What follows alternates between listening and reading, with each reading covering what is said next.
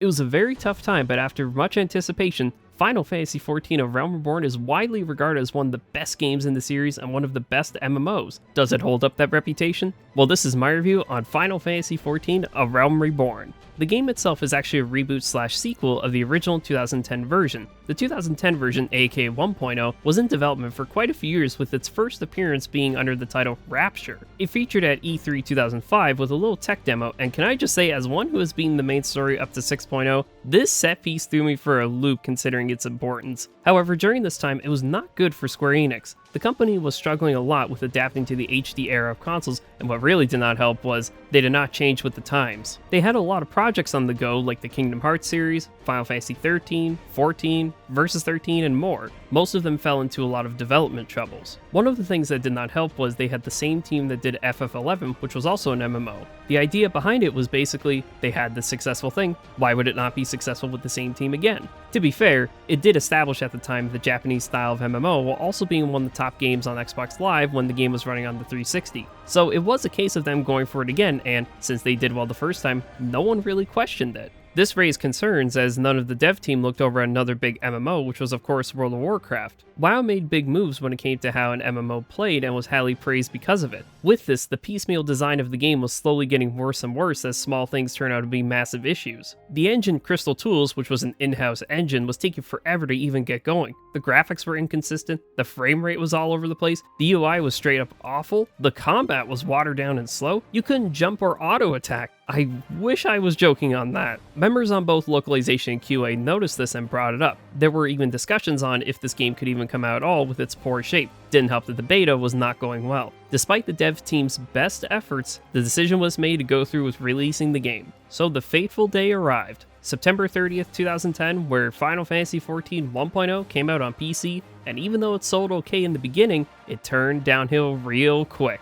Critics despised it in general, and players were upset. This was in general a rough time for Square, since reception on several key titles like Final Fantasy XIII was mixed or just not good at all, like All the Bravest. Me personally, even though it was many years later, I did enjoy 13 too, but the issue there is the interest in the 13 franchise was dropping fast, which then led to Versus 13 being changed to FF15. However, in the middle of all of this, an ambitious plan was set into action with many not even knowing it was happening. After the release of 1.0, Square Enix CEO at the time Yuichi Wada made the decision to remove Hiromichi Tanaka from the team, and move Nobuaki Komodo from director to lead designer. Taking both of these positions was Naoki Yoshida, who originally was on the Dragon Quest team. He took a plan to corporate, which was to patch 1.0 to keep those players while also making a brand new version of the game. There was one major problem, however, that was brought up. The new version had to come out before the PS4 is released. These initial plans to begin working on a new version were in November 2010. So just 3 years before the PS4 comes out, which would make it real close. Despite all the odds, the dev team managed to get the new version of the game out on August 27, 2013 on PC and PS3, and the reception was great. In fact, it had so many players that they had to stop selling the game temporarily. Wouldn't be the only time either in the game cycle, but what a story. To go from basically being called the worst to being named the best entry in the series by many is huge. I personally recommend the no-clip 3-part documentary to watch because it gives much more insight, which I adore. It goes into way more detail while also showing more of the staff themselves and talking about the previous MMO venture with FF11. Now this would normally be the part of the video where I go right into the game, but this is a special one for me personally. For one, it's an MMO, which is a type of game I never thought I would do a video on. I tried my hand at other MMOs in the past like World of Warcraft and Star Trek Online, but none of them clicked. Star Trek Online almost did, but even when I got what I wanted, it never drove me to keep going. Plus, by that point, any other MMOs that had come out, I had no interest, like Star Wars: The Old Republic. Second, there was a lot of build-up for me getting into it. Over the years, I did hear about FF14 and knew it was successful, but it was something I felt like I could never get into. This began to turn all the way back starting in January 2018, where Monster Hunter World came out. How is this relevant? Well, fast forward to June 2018 at Square's E3 conference, where they announced a crossover, which was the start of FF14 being on my radar after many years. The following E3 in 2019 had Yoshi P show up on stage to talk about Shadowbringers, which again did catch my attention, though at the time I was more focused on the long-awaited FF7 remake, and which funnily enough Yoshi P actually mentioned on stage. The next couple years went by, and it was not until July 2021 where once again FF14 caught my attention. I was of course aware that Endwalker was coming out in late 2021, but seeing the hype for it was special. So many friends were playing and having a great time. The game even was taken off storefronts due to it running out of digital codes. I have no idea that could actually happen. At this point, I thought to myself, if a game runs out of codes, this has got to be really good, right? Then Endwalker came out on early access December 3rd, 2021, which happened to be my birthday, and as you can guess, the servers were so packed and the queues were wild. Tens of thousands of people could not even play because the content was so good and no one wanted to log out. Oh, and once again, they had to pull the game from storefronts because they had so many people trying to play. Twice in a single year they had to pull the game. I knew this was something special. So, after Endwalker came out, I had to wait until the free trial came back, and on February 22nd, 2022, I finally took the plunge. Little did I know this would prove to be one of my favorite gaming experiences of all time. Now let's dive into the game itself. One big thing before we start is I'm mainly going to talk about the early parts of the game so you do not have to worry about spoilers. Maybe you might see a dungeon/raid name or two that's later on, but that would be the extent of it. I won't be going into details about story beats in the expansions like Shadowbringers and Endwalker. However, footage you will see was taken during patches 6.x, so if you notice little UI differences, it's because of that.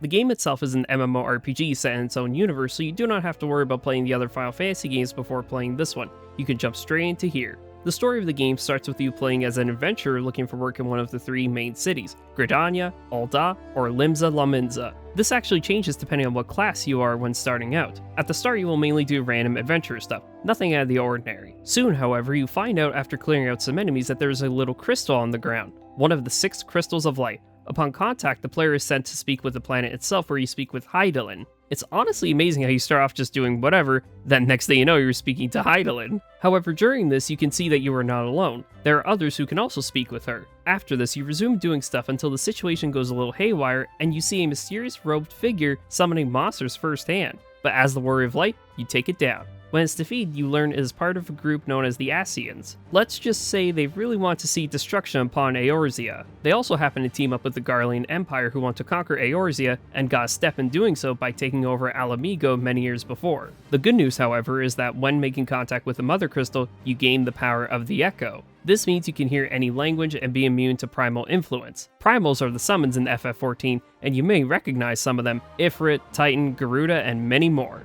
This power gets the attention of a group known as the Scions of the Seventh Dawn. This group also wields the same power. They are dedicated to protecting the future of Eorzea, so if any force tries to do something, they try their best to stop them. If it's an Scion, the Garlean Empire, or whoever, they will be there. The Warrior of Light decides it is best to join the group and help out. We get introduced to Thancred, Y'shtola, Ida, Papalimo, Urianger, and Menphilia. And of course, along the way we will get introduced to many more characters who will lend a hand. There will be a lot of intrigue, sadness, epic battles. It's a long journey that even now is still being told. This I have mentioned is just touching the surface, as there is much more. I won't be going into the expansion storyline since there is spoiler stuff, but let's just say this game's storyline has become my favorite in the mainline entries. The only thing I would say is it's a good build-up. I know the general reputation of ARR and the patches of ARR is that it's slow, and well, I would agree that it does take a little too long for certain stuff to be completed. It's very much worth it, however, in the long run. Just be prepared that it might take some time, and it does get more streamlined as it goes. But wait a second, you might be asking yourself, isn't there something you missed at the beginning to talk about regarding the story? Well, you are correct. Before even starting out, you can see the intro cutscene where it's a tiny summary of the ending of 1.0, where when fighting the Garlean Empire in the area of Cartanau, the moon Dalamud reaches a point where it reveals what it truly is. That being an elder primal known as Bahamut, and yeah, it lays waste to everything. The heroes try to summon the 12 deities to assist, but that doesn't work out. However, before all is lost, Louisoix, a conjurer, sends you 5 years into the future into A Realm Reborn. Though, no one knows what else happened. If you are a legacy player, you would actually get a different intro cutscene to the game when starting, which I always thought was very neat. Just wanted to mention that. Now let's get into the gameplay of 14, and what better way to start than the character creation. Here is where you can pick what race and gender you want to be. There is a little stats thing when picking, but honestly it doesn't really mean much, so one can pick without any worries. But the choices are nice. You got Hearers, Elves, Lalafels, Makote, who, wait a minute, now I recognize that outfit from Lightning Returns, huh? You got the Rogadins, Auras, Hrothgars, and the Viera, all distinct and really cool. Some of course took reference to FF11's choices, but it's basically the same. What is nice is that there are other options you can pick. For here, you can pick Midlander or Highlander as an example. Once you have picked all of this, then you can pick what class you start out with. You have a couple of tank classes, quite a few DPS classes, and one healer class to choose from. Whichever one you start with also determines your city you start in, as mentioned earlier. If you're wondering which one to start with, Well, that is an option for you. If you like the idea of playing a lead role in a dungeon and taking out most of the damage, tank is for you. If you want to be the main support for the party, healer will do that. But if you want to do a lot of damage, DPS is for you. If it helps, when I first played 14, I picked Lancer to start with since I'm a big Aranea fan from FF15. This meant I started in Gridania, but again, it's your choice. Keep note, however, that if you want to switch to a different class, you can do that without having to make a new character. Very convenient and saves time. This especially comes into play when you get the later jobs and further expansions. More on this later. After the beginning cutscenes, you can move around in town, and right away it might feel a little overwhelming since, well, it's the start of this big journey. You start out with a lot of tutorials about how the game works with its quest system / structure, the duty list, and more. Thankfully, when it comes to this, it does ease you in pretty well. On the map, it always gives markers on where to go and which direction. Anytime you turn in a quest, you get experience, gil, and sometimes items like weapons and armor, items that can be sold for gil, and more. In general, the main story is very well balanced to where you can just do the main story only with one class and you can complete it without much issues. The only thing to watch out for is if you are at the current level for the next main scenario quest. If not, you'll have to get to the level to continue, but again, very rare would this happen. You also get to learn about attuning with aetherites, these being very important as it's the best way to get across areas in the world quickly. The smaller teleports called Aethernet shards are important since they are used to go around in the current area you are in. These also have to be attuned. One other great thing that the intro does is show where your guild is for your current class, this being a place where you go back to when you're able to learn more actions. While also running around in the town, you can visit the merchant's area where if you need something, they will have it. When talking about the story, the beginning is really just learning the basics about how to get around cities and zones, combat, learning what single player instances are, and more. It does, however, present a great opportunity to get ahead when it comes to subtle stuff, like getting the UI to your liking and learning how equipment and inventory works. As one who, by this point, has about 2,000 hours into the game, I can safely say that learning about the subtle stuff gives you such an advantage. So, if you have time, take a look at the options to see what will work for you. You might be amazed at what you can find out. Plus, if you're worried about which way you should play, keyboard and mouse or controller, I would have no worries because the game has a lot of settings on this as well. I have to say that the hotbars is one of my favorite HUDs in games and I could gush more about it, but let's just say it's very nice. Eventually at the beginning you get to a point where you unlock your first dungeon and in order to do it, you have to use the duty finder to queue for it. The duty finder being the tool used to form parties and enter most of the content in the game. Dungeons are 1 tank, 1 healer, and 2 DPS. For the main scenario dungeons, you could run with them with other players or with AI party members, and I love that the choice is there. The option with AI can be used in the duty support menu. Soon after this, you also unlock your first trial, these being boss fights against typically 1 enemy. Trials are, in my opinion, some of the best content in the game as you and 7 other people battle to beat the boss. In most cases, it is 8 people in a trial, but A Realm Reborn has a few 4-man trials. Now, with all of this said, let's get into the combat itself. You are only controlling your character, which means you can run wherever you want, and you fight by activating abilities on the bar. These abilities having a cooldown of some kind. The Lancer, as an example, can do its normal melee hit True Thrust every 2.5 seconds, and by the time you're in the first dungeon, you also unlock the action Vorpal Thrust, which again, can be used every 2.5 seconds. But if you use True Thrust first, you get an indicator to use Vorpal Thrust since the combo potency will be higher. Alongside that, if you use Life Surge, you can get critical damage for 1 action used, though the cooldown on this is 40 seconds. So ideally you would want to use Life Surge just before you do the last hit on a combo. This is the basics of what's called a rotation. As you gain more and more actions to use, it's great to find which ones to use at what times to maximize damage output. Later on with Lancer, which specializes into Dragoon, you get 2 combos to use, 1 for immediate damage and 1 for a dock combo. Dock being damage over time, which may not seem like much, but builds up nicely. Plus it stays on the enemy for a while, 30 seconds being the average. But even then, the dock combo for Dragoon also gives them a damage buff for 30 seconds, which helps out. You even get a combo which is for AoE damage. So instead of hitting 1 enemy, you hit multiple ones, and yes, this one can also be used in a rotation and gives a damage buff. Other moves you can use later on are called gap closers. If an enemy is using AoE, which causes you to move away from them, once they are done, you can use it to get right back at them. It might sound confusing at first, but once you give it a go and take time to experience it, the flow is amazing. Starting out, I would always try to use dots or a dot combo, then I would try to get a buff while starting the rotation. If it's multiple enemies, then I use the AoE combo instead since it's more efficient.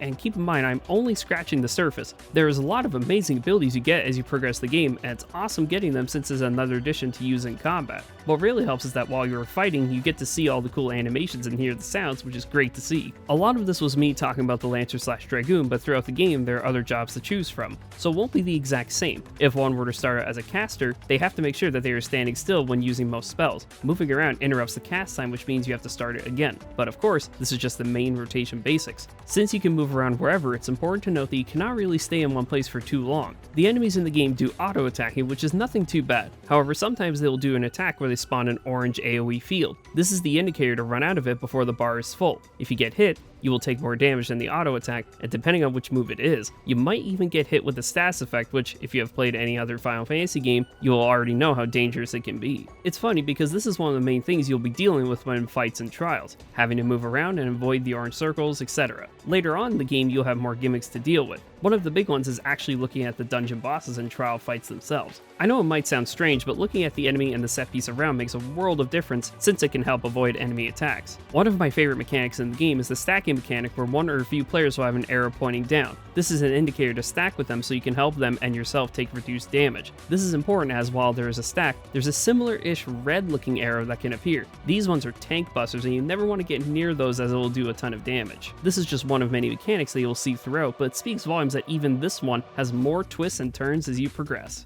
Now for this video and when I was playing the main story, I wanted to get a better understanding as to how the roles work. After all, we got DPS, tank, and healer. While I spent most of the main story playing as a DPS, I really wanted to give it a go for the other jobs. Some of them I even leveled to max, some I barely played at all. But I made a commitment to at least get one DPS, tank, and healer to max to see how the perspective changes during combat. The tank mainly has you leading throughout the dungeon, taking most of the damage since you have a lot of defense. Plus, a lot of abilities you learn give you a defense boost for several seconds.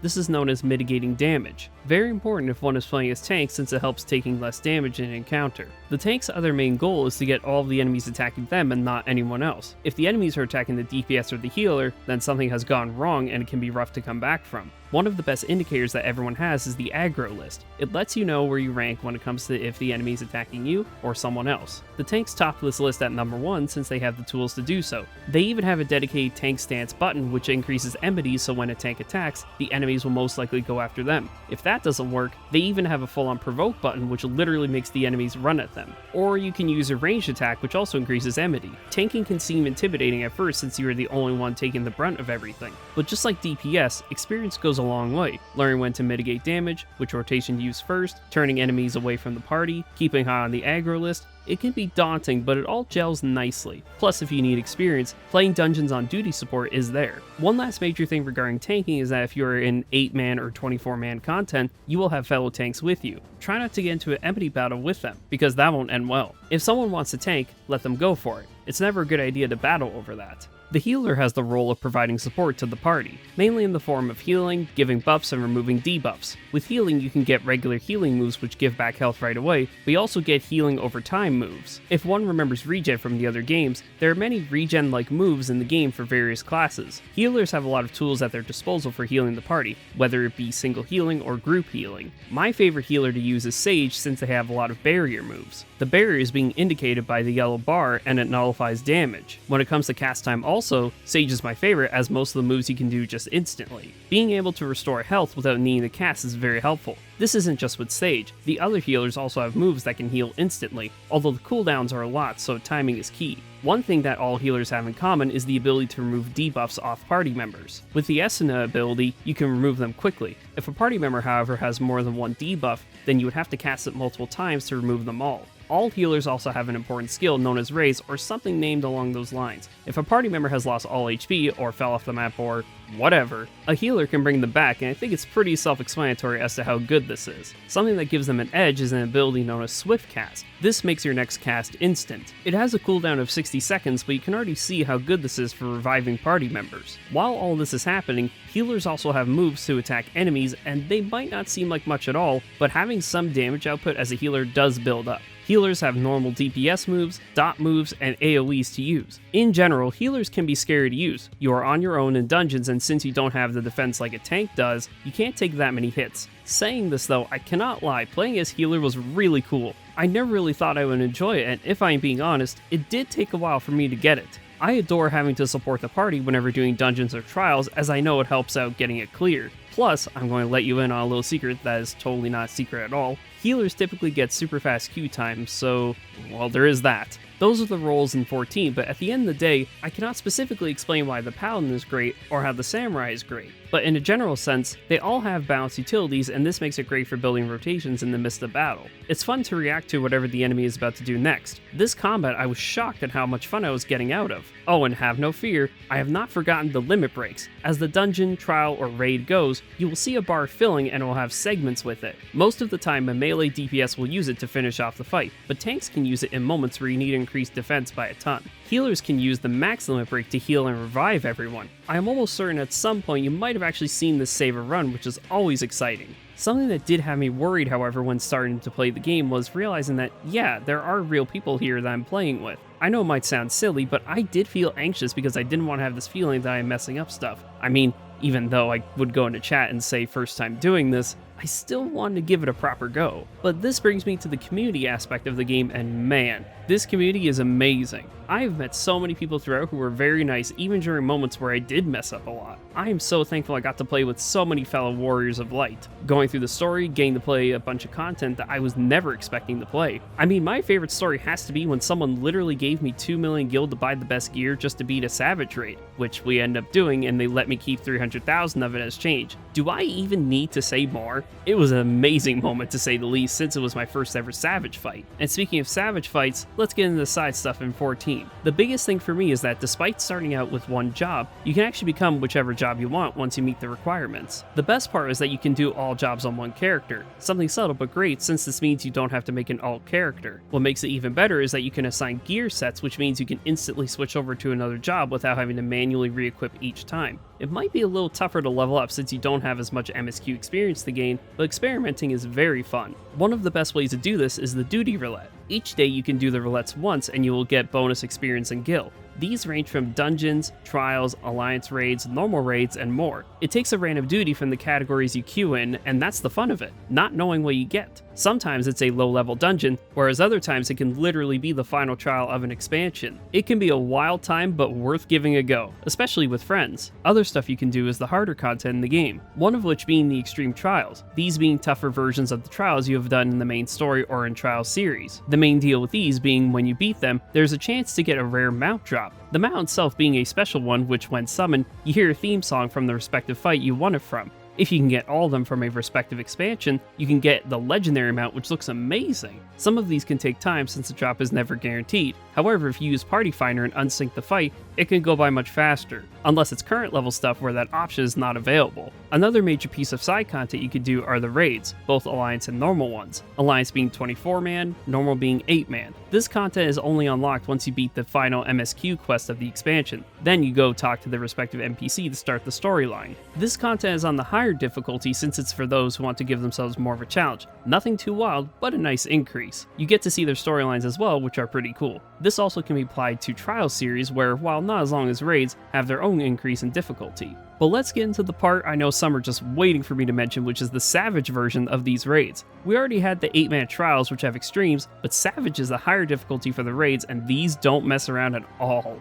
Even if you are doing older ones unsynced, it's still going to be rough to do. This said, I will not deny that as one who was feeling worried about doing them, giving a go was amazing since it helped me give a different perspective on the fights themselves. Plus, you even get some extras like new music and different boss forms. Just like the extreme trials, some Savage fights do give mount drops. However, the big difference here is when you beat it, it's guaranteed to drop each time. If you want something even tougher than Savage, then believe it or not, there is more. That being the ultimate raids. I cannot really say much except these are really difficult, and if you can beat even just one, I give massive congrats because the amount of time it takes for that is a lot. If you are one who still wants to do casual content though, you have extra dungeons you can find and do. Some of them you can do during the expansion, some of them you can only do once the expansion is completed. Overall, the amount of content there is in 14 is a lot. Other than battle content, you also have the famous Gold Saucer, a place where you can play minigames to get MGP, which can be used to get rewards like new glam, emotes, and other fun stuff. The amount of stuff you can do even at the Gold Saucer is nice, since it's a good place to take a break from the battles. I mean, you can play Triple Triad here and win cards just like in FF8, which means, oh yes, there are many cards to collect from NPCs. One of the best parts of the place is every 20 minutes you get notified that a special minigame is taking place, and if you complete it, you get a lot more MGP to use. Something else you could try out is the Disciple of Hand classes. These being more on the crafting side of the game. They all serve great roles and can make a variety of things. If one wants to go into these classes, they are spread out in the 3 main towns.